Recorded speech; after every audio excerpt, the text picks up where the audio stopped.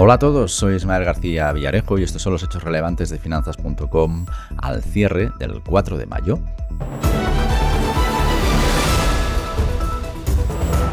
Y inversores, muy bienvenidos. Carlos y yo os estábamos esperando. Carlos, bienvenido al centro de noticias de Finanzas.com. ¿Cómo estás? Muy bien, muchas gracias por invitarme. Nada, Carlos Farrás, socio director de DPM Finanzas. Ya sabemos, Carlos, que en vuestra casa jugáis a largo plazo, pero eso no quita que no tengáis sentimientos de lo que nos está pasando. Hoy el IBEX estaba arriesgando los 9.000 puntos con caídas superiores al 1%.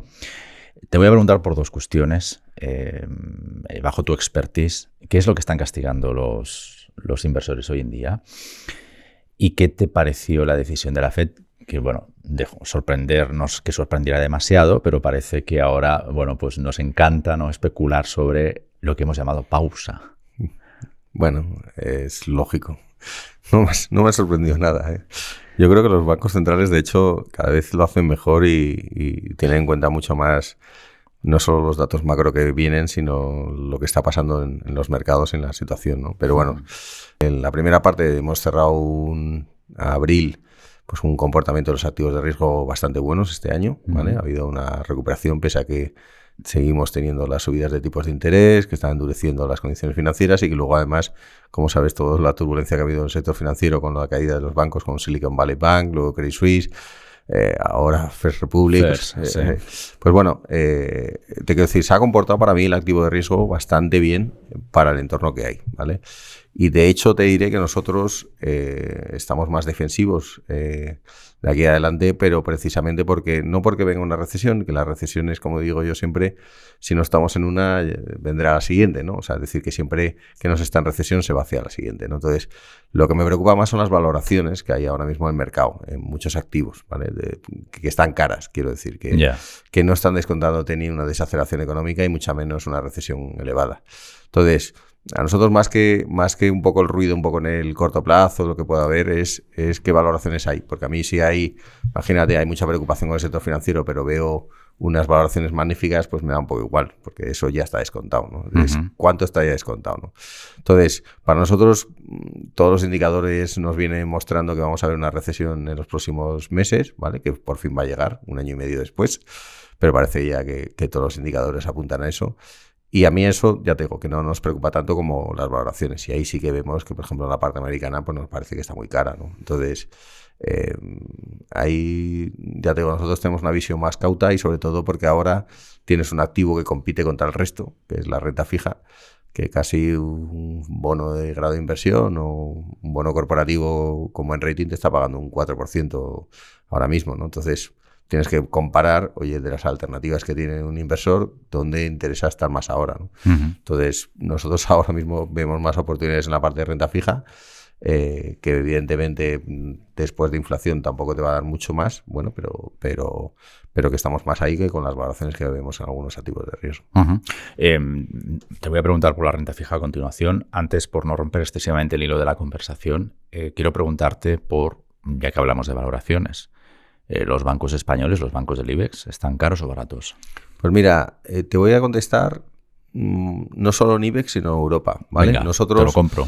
Nosotros consideramos que el sector financiero, que a mí nunca me ha entusiasmado y demás por temas regulatorios, por un poco la casuística que tienen las entidades, creo que tienen vientos de cola a favor importantes, ¿vale? Es decir, que ahora mismo los tipos de interés, que antes el margen financiero de los bancos, pues sabéis que con tipos a cero se dañaba mucho porque el dinero que dejamos en la cuenta con tipos negativos pues les hacía pupa en su cuenta de resultados, y sin embargo ahora, pues si tienen un margen financiero un 3,5 y no te están remunerando por tus saldos en la cuenta, pues digamos que van a ganar bastante más dinero las entidades financieras ahora, ¿no? Aparte que yo creo que el contexto que estamos viendo de Credit Suisse, etcétera, de todo esto, pues Europa es que hemos hecho los deberes hace mucho tiempo. Hemos pedido una mayor recapitalización a los bancos, lo cual les ha drenado rentabilidad porque les dejamos apalancarse menos. Y yo creo que la situación de los bancos ahora, para mí, si hay un momento que tener bancos, pues probablemente sea ahora, ¿no? No desde el punto de vista de si hay que entrar hoy o mañana, ¿vale? Que yo ahí ya no entro, sino desde el punto de vista de que los márgenes financieros van a aumentar, no están pagando un extratipo por los depósitos. Exagerado, claro. No estás viendo campañas de, oye, te pago un 3 y tal. No, se están financiando de manera barata, para mi gusto, porque a lo mejor hay depósitos al 1 y tal, pero si estoy prestando al 3 y pico. Si quieres, el único interrogante que hay ahí un poco para mí, es la parte de que si viene una recesión, cómo va a estar la mora y cómo si se va a disparar o no y tal, ¿no? Pero vamos, que más o menos nosotros teníamos estimaciones de que una subida del 1% de los tipos de interés por parte del BCE suponía una mejora en el beneficio neto de los bancos de un 50%, si no pasaba nada más, ¿vale? Pero bueno, ya sabes que aquí, además, de todas maneras, los bancos españoles se han visto dañados por las medidas del gobierno por los impuestos, sí, por las medidas fiscales. Hoy hemos visto una nueva subida de tipos de interés en la zona del euro. Ayer los bancos nos decían, nos avisaban, bueno, sabes que generan constantemente encuestas para ver por dónde van a venir los tiros. Y ayer ya nos avisaban de que prevén una caída drástica en la demanda de hipotecas. Ya que nos estás haciendo una visión a largo plazo del sector financiero, al margen de si toca entrar hoy o mañana, ¿crees que al final esta subida de tipos de interés que estamos viendo, insisto, al margen de que especulemos ahora con más o menos pausas, pero los tipos de interés que tenemos ya están ahí sobre la mesa, se les puede acabar girando en contra? A los bancos. Bueno, yo creo que es una realidad, o sea, de los bancos centrales o los bancos... No, por lo que te comentaba, por si al final los tipos de interés ahogan la demanda de crédito, esto puede impactar de alguna manera. No, de hecho nosotros lo que nos preocupa más es que pueda ahogarse la oferta de crédito, es decir, que los bancos de repente endurezcan. Cierren el grifo. Porque lo que está viendo de los bancos y tal, pues al final lo que a lo mejor puede provocar es, oye, yo quiero prestar a los más solventes, ¿no? Y a la gente que tiene más capacidad de pago y tal. Entonces eso puede afectar, ¿no? De hecho, en Estados Unidos se ha visto que se han endurecido las condiciones de financiación, ¿vale? O que si tú eres una empresa con un nivel de solvencia, pues que, oye, que no lo has pasado muy bien o que el año pasado tuviste pérdidas y tal, pues tengas mayor restricción por parte de los bancos, ¿vale? ¿Por qué? Porque a lo mejor dicen, oye, viene una recesión y solo quiero prestar a los que son muy solventes. Entonces, yo creo que en esa parte no, pero de todas maneras, esto ya lo veremos. El mercado yo creo que ya está descontando para el 2024 bajadas de tipos. O sea, es decir, acuérdate que todo subida espectacular de los tipos es para controlar una inflación que estaba desbocada. Entonces, en el momento que se empieza a normalizar y entremos en recesión, lo normal es que se empieza a normalizar el IPC y la inflación, ¿no? Entonces, probablemente van a chequear si a lo mejor se han pasado y que tienen que frenar un poquito más o me va a empezar a bajar los tipos o lo que sea, ¿no? Pero yo creo que en esa parte... Yo creo que va en línea con lo que están buscando los bancos centrales y que no les importa que venga una recesión si controlan la inflación. Sí, sigue pendiente la pregunta de la renta fija. Esto no es un efecto teasing nuestro para arrastrar a la audiencia. Prefiero una conversación ordenada. Dos preocupaciones, básicamente, ¿no? Decías que querías ver por dónde iba la mora y el impuesto. Bueno, todos los bancos del IBEX ya han presentado resultados. ¿Has visto ahí señales más feas o más debilidad de la que para vosotros sería aceptable? No, en estas dos debilidades, en estos dos puntos que señalabas, mora y impuesto. Bueno, te quiero decir, luego hay que ver un poco dentro de la cuenta de resultados de los bancos cuánto van provisionando ellos para mora, porque una manera de no aflorar todos los beneficios y tener que pagar impuestos es que provisionan. Mora. No es que lleguen en mora, es que provisionan por lo que pueda ocurrir, sí. ¿Vale? Entonces, a lo mejor una medida es para que digamos que no vean los consumidores que los bancos están ganando muchísimo, los gobiernos vean tal, pues a lo mejor provisionan más de lo que deberían por un tema de... Para un beneficio en diferido, ¿no? Sí, para que no vean que, oye, que están ganando todas esas puertas y tal a costa de ellos y tal, que tampoco me parece cierto porque han pasado muchos años con tipos negativos que han sufrido y tal, pero vamos, que en general digo que yo va en línea con lo que nosotros estamos esperando. O sea, ¿cuándo cambiaría nuestra perspectiva? Pues si empezamos a ver que para retener los depósitos los bancos hacen una guerra de pasivo. En la guerra del pasivo, sí. Exacto, importante, que todavía no lo hemos visto. Vamos ya por la pregunta prometida. ¿Qué oportunidades veis o habéis detectado en renta fija?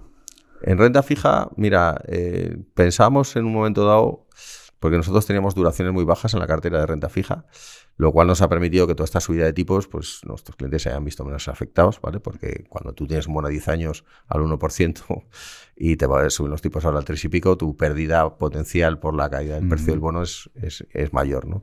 Entonces, nosotros estábamos viendo en qué momento pasamos de duraciones de 1 a 2 años, de un bono a 1 a 2 años, a irnos a un 5 años, a un 7, a un 10, ¿no?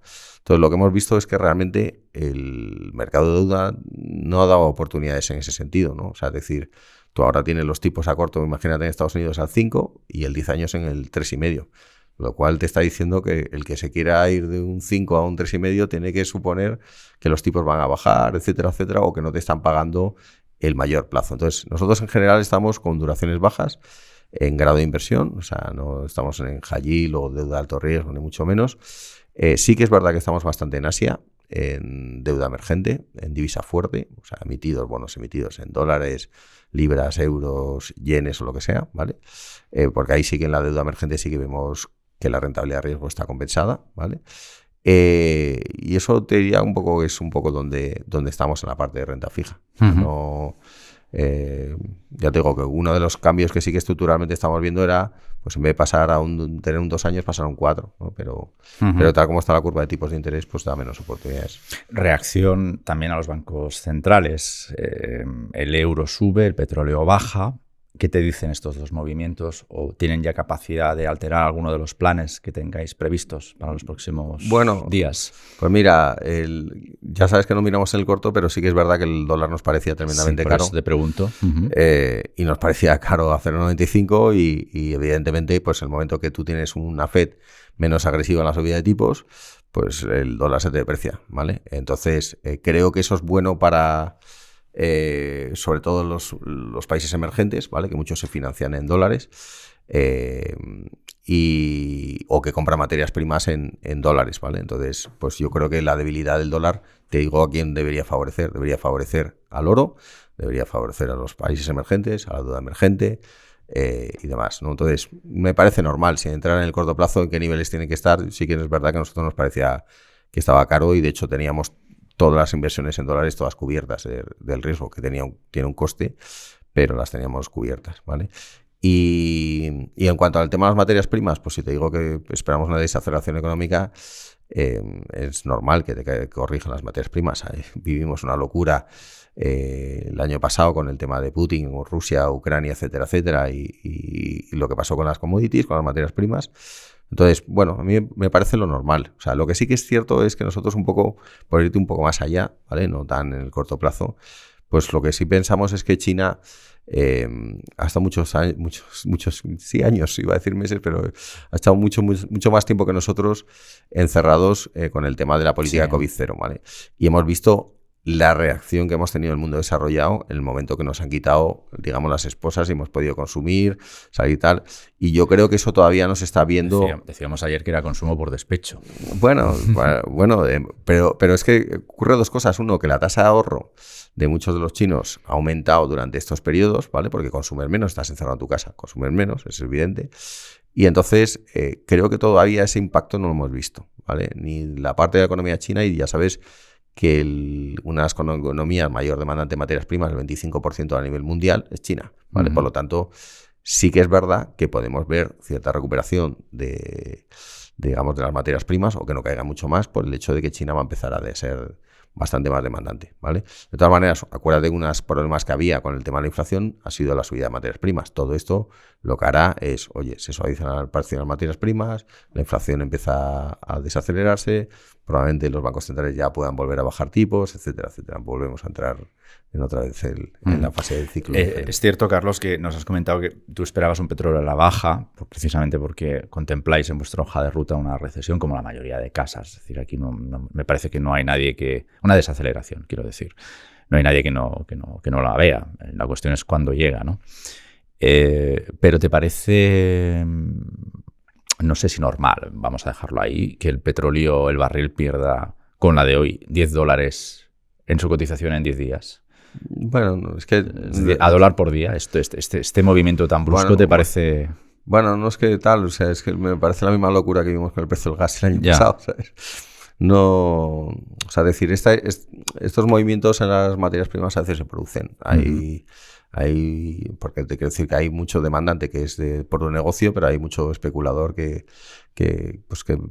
toma una posición u otra.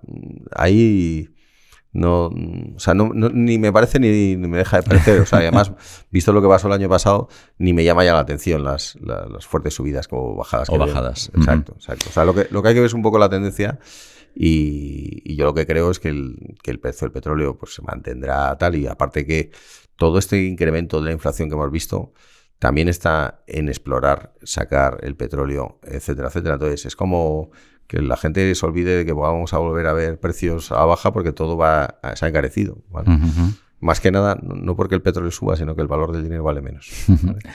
Carlos, muchas gracias por hacer podcasting esta tarde con nosotros. Nada, encantado de estar aquí con vosotros. Carlos Farrás es socio director de DPM Finanzas y, como sabéis, amigos inversores, este ha sido un podcast de finanzas.com producido por José Jiménez y realizado por Covadonga Cruz Camblor. Nos reencontramos ya la semana que viene. No os perdáis la programación de fin de semana con Alejandro Ramírez, María Gómez Silva y José Jiménez, que sabéis que los sábados nos da sus masterclass sobre criptomonedas. Y a pesar de que lo intenta, yo admito que sigo siendo un analfabeto en estas cosas. Pero esto es problema mío. De verdad que no os tenéis que perder ese programa, que lo están haciendo genial, tanto él como Rafa. Así que os invito a que nos reencontremos el lunes que viene. Gracias, como siempre, por el privilegio de vuestro tiempo. Hasta la próxima.